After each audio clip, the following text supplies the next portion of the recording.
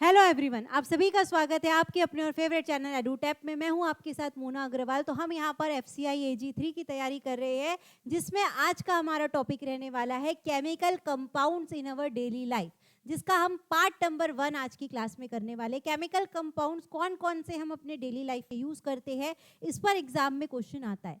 Video को आपको last तक देखना है, और जो भी बच्चों ने यूट्यूब चैनल को सब्सक्राइब नहीं किया है तो जल्दी से सब्सक्राइब भी कर लेंगे। और अगर आप पीडीएफ चाहते हैं तो फटाफट से टेलीग्राम चैनल को भी आपको ज्वाइन कर लेना है। तो आपका जो शेड्यूल रहेगा उसके बारे में मैं आपको एक बार बता देती हूँ कि आपकी डेली क्लास जो होती है 2 PM होती है, जिसमें मंडे से फ्राइडे यानी वीक में 5 दिन आपकी क्लासेस चलेगी। मंडे को आपकी जनरल स्टडीज दीपक सर लेंगे, अगेन ट्यूसडे को जनरल स्टडीज दीपक सर लेंगे, वेडनेसडे को जनरल साइंस यानी कि मेरी क्लास होने वाली है, थर्सडे को टेक्निकल में एआरडी, बोटैनी और जूलॉजी शामली मैम आपकी क्लास लेंगे, और फ्राइडे को अकाउंट्स जो है वो आपके संतोष सर कराने वाले हैं। तो इस तरह आपकी वीक में 5 डेज आपकी क्लास चलने से आपकी एफसीआई एजी 3 की पूरी तैयारी बहुत अच्छी तरीके से हो जाएगी। तो वीडियो को आपको लास्ट तक देखना है। आज का हमारा पहला क्वेश्चन है कि कौन सा केमिकल नेम है कॉमन सॉल्ट के लिए। चलिए इसका आंसर करेंगे। What is the chemical name of common salt used in cooking. अब सबसे हमारा जो कॉमन चीज है जो हम डेली लाइफ में यूज करते हैं कुकिंग में, वो कौन सा केमिकल है ये आपको बताना है।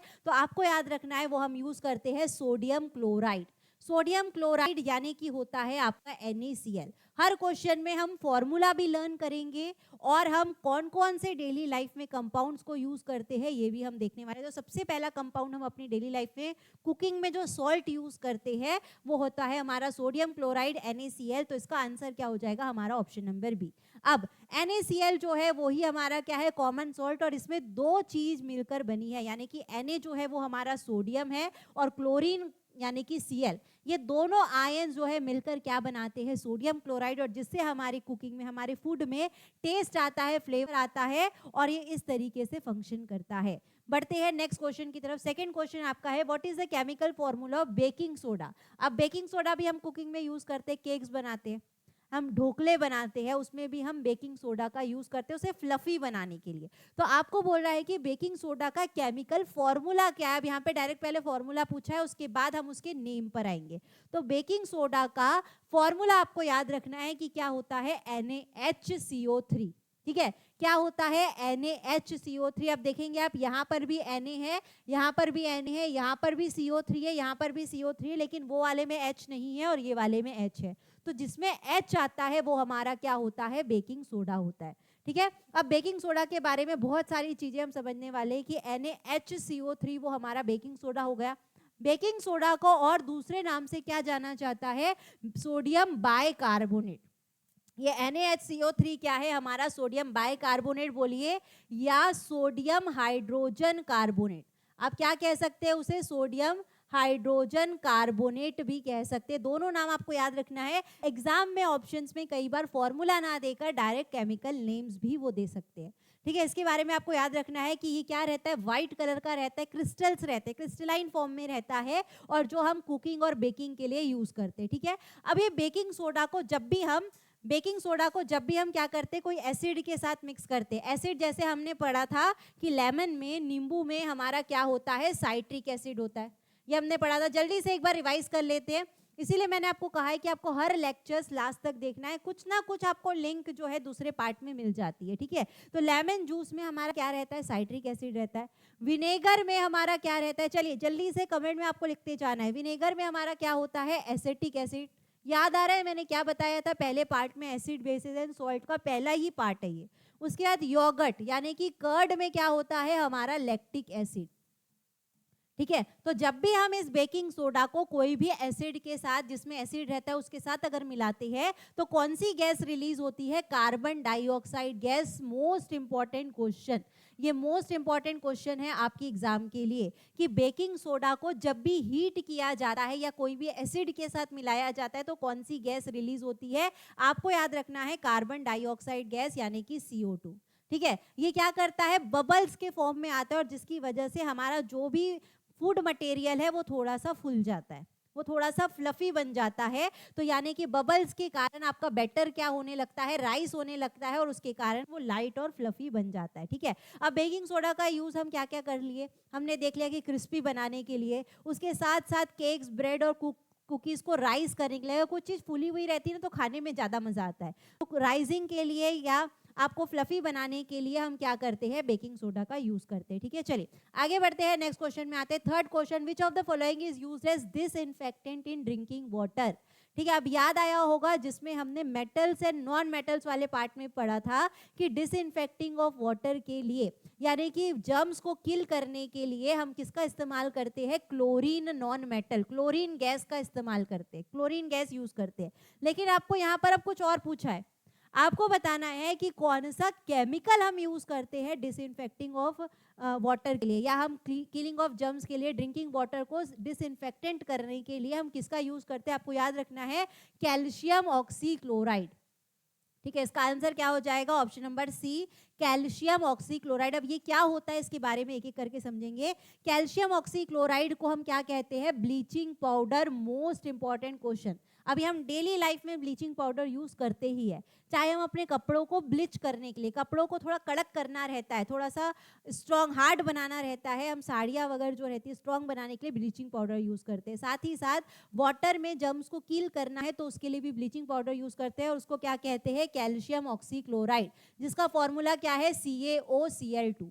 अब ये बनता कैसे, इस पर भी एग्जाम में क्वेश्चन आता है। आपको करना क्या है, कैल्शियम हाइड्रोक्साइड, कैल्शियम हाइड्रोक्साइड हमारा क्या होता है, स्लेक्ड लाइम। ये भी बात मैंने आपको पिछली क्लास में बताया था। सारे वीडियोस को, सारे पार्ट को इसीलिए देखना बहुत जरूरी है। कैल्शियम हाइड्रोक्साइड में से जब हम क्लोरीन गैस पास कराते हैं तो हमारा क्या बन जाता है, ब्लीचिंग पाउडर, कैल्शियम ऑक्सीक्लोराइड। तो CaOCl2 ये हमारा क्या है, ब्लीचिंग पाउडर है, ये आप याद रखेंगे। और इसे हम वाटर में मिलाते हैं ताकि बैक्टीरिया जो है वहां से चले जाए, किल हो जाए। ठीक है, नेक्स्ट क्वेश्चन है, फोर्थ क्वेश्चन, वॉशिंग सोडा का केमिकल नेम क्या है।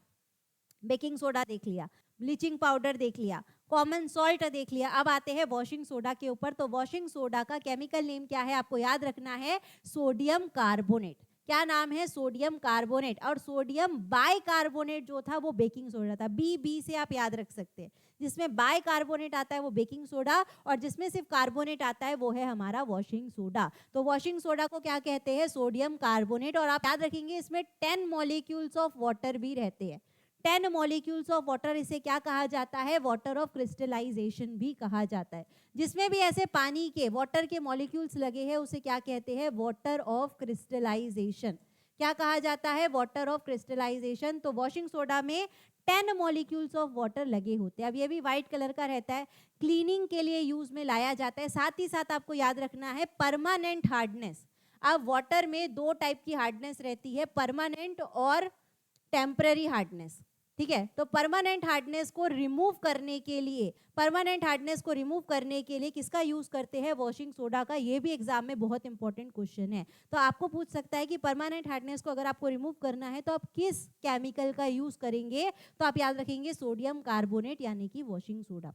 ठीक है, आगे बढ़ते क्वेश्चन नंबर 5 में आते हैं। फ्लोराइड टूथपेस्ट में रहता है, टूथपेस्ट में आपका फ्लोराइड रहता है, क्यों रहता है ये आपको बताना है, ताकि हम गम्स में जो ब्लीडिंग आ सके या टूथ डिके जो हो सके, दोनों में से कोई एक आंसर होगा।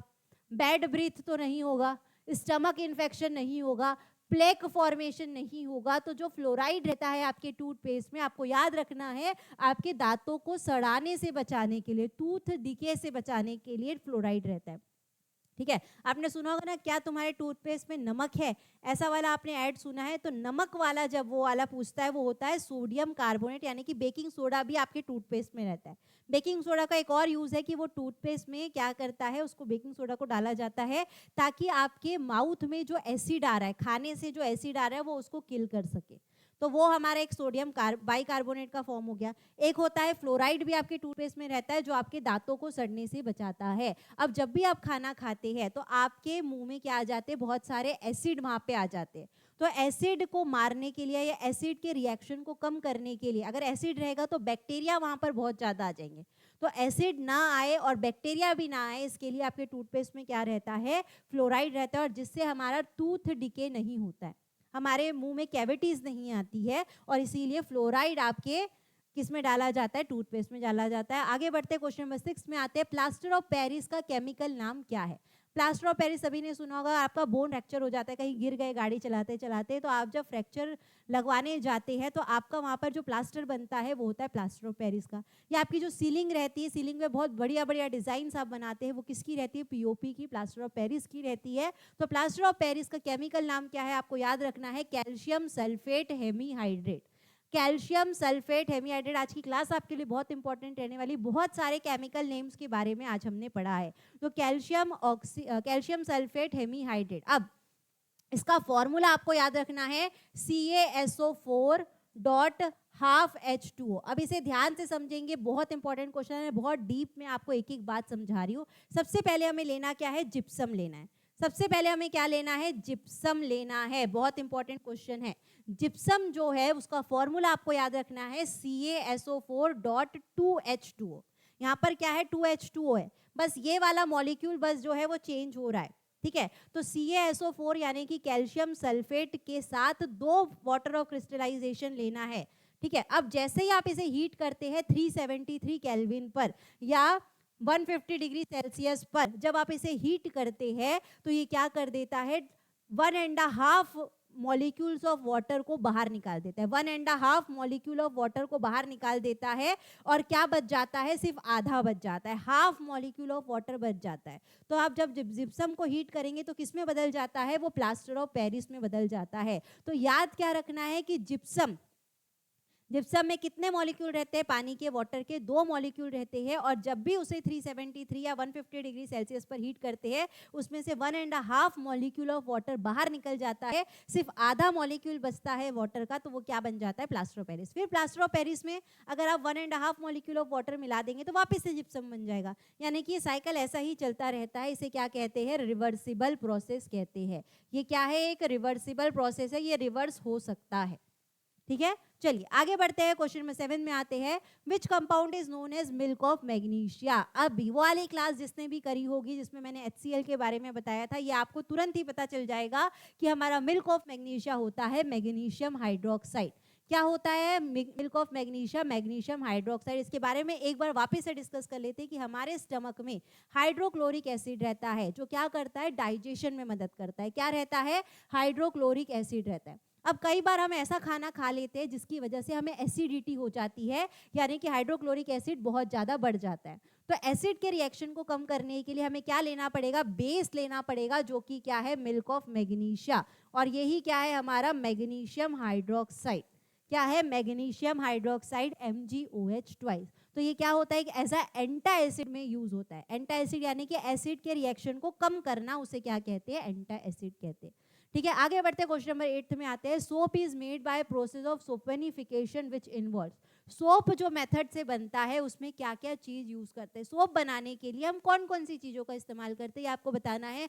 Sodium hydroxide, glycerol, sodium hydroxide, fatty acid. तो आपको याद रखना है सोडियम हाइड्रोक्साइड और फैटी एसिड्स का यूज करते हैं, ठीक है। आप ध्यान रखेंगे। तो ये जो मेथड है उसका नाम भी आपको याद रखना है, सोपोनिफिकेशन। सोपोनिफिकेशन एक ऐसा मेथड होता है जिस मेथड से हम क्या करते हैं? सोप बनाते हैं। अब जिसमें क्या होता है?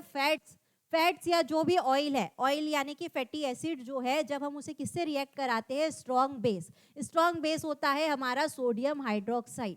जब भी हम फैटी एसिड या फैट्स को सोडियम हाइड्रोक्साइड के साथ रिएक्ट कराते हैं तो क्या बन जाता है? हमारा सोप बन जाता है, साथ ही साथ ग्लिसरॉल भी बनता है। ये आपको ध्यान रखना है। तो सोप के लिए हम किसका यूज किया है? हमने सोडियम हाइड्रोक्साइड को फैटी एसिड के साथ मिक्स किया है, ठीक है। चलिए आगे बढ़ते हैं, क्वेश्चन नंबर 9 में आते हैं। Which compound is commonly known as alum and use for water purification. जब भी क्या होता था पहले गांव वगैरह में, तालाब नदी से पानी लाया जाता था, जब वो पानी लाते थे उस समय फिल्टर नहीं होते थे, तो वो क्या करते थे? एलम को उस पानी में मिला देते थे और जितने भी उसमें जर्म्स है या जितनी भी उसमें डर्ट है, जितने भी उसमें सैंड पार्टिकल थे, वो नीचे बैठ जाते थे। तो आपको बताना है कि वो जो एलम है, वो जो फिटकरी है, वो क्या कहलाती है? उसका नाम क्या है? उसका केमिकल नेम क्या है उस एलम का? और जब भी हमारे पेरेंट्स या हमारे जो फादर रहते थे, जब वो शेविंग वगैरह करते थे, कुछ कट जाता था तो उस समय भी उस पर एलम लगा देते थे ताकि ब्लीडिंग बंद हो जाए। तो आपको बताना है कि एलम का केमिकल नेम क्या है। तो सभी को याद रखना है, वो है पोटेशियम एल्यूमिनियम सल्फेट। क्या है एलम का पूरा केमिकल नाम? Potassium aluminium sulphate. और उसका फॉर्मूला क्या है? KAl।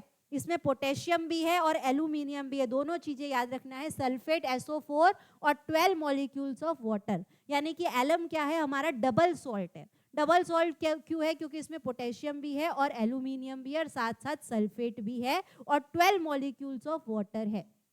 ये 12 मॉलिक्यूल्स ऑफ वाटर क्या है, वाटर ऑफ क्रिस्टलाइजेशन है, ये आपको ध्यान रखना है। तो एलम हम वाटर प्योरिफिकेशन के लिए भी यूज करते हैं ताकि जो डर्ट पार्टिकल्स है वो नीचे बैठ जाए, सस्पेंडेड पार्टिकल जो है वो नीचे बैठ जाए। तो लास्ट क्वेश्चन है हमारा, लाफिंग गैस को एनेस्थेटिक की तरह यूज करते हैं। वो लाफिंग गैस क्या है, लाफिंग, लाफिंग यानी कि जब हम वो गैस सूंघ लेते हैं तो थोड़े से हम खुश हो जाते हैं, थोड़े से हैप्पी हो जाते हैं और उसे एनेस्थेटिक की तरह यूज किया जाता है। वो हमारा क्या है, नाइट्रस ऑक्साइड है।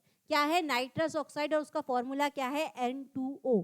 याद रखना है N2O, बहुत इंपॉर्टेंट क्वेश्चन है कि लाफिंग गैस क्या होती है, नाइट्रस ऑक्साइड यानी कि N2O।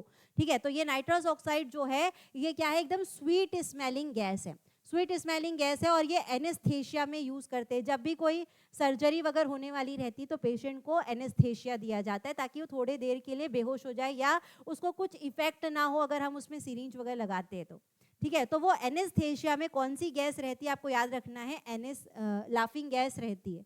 ठीक है, और ये यूफोरिया, यूफोरिया का जो है, जैसे हमें जो हैप्पीनेस होती है वो सेंस को क्या कहा जाता है, यूफोरिया कहा जाता है और उसके लिए भी लाफिंग गैस बहुत ज़्यादा यूजफुल है। ठीक है, तो ये आपको ध्यान रखना है। ये थे हमारे आज के पूरे 10 क्वेश्चन, और जिन्होंने भी यूट्यूब चैनल को ज्वाइन नहीं, सब्सक्राइब नहीं किया है, जल्दी से सब्सक्राइब कर लेंगे और आपको टेलीग्राम चैनल भी ज्वाइन कर लेना है जिससे आपको PDF आपकी वहाँ पर मिल जाए। तो आज के लिए बस इतना ही, आप सभी को thank you, bye, take care and all the best.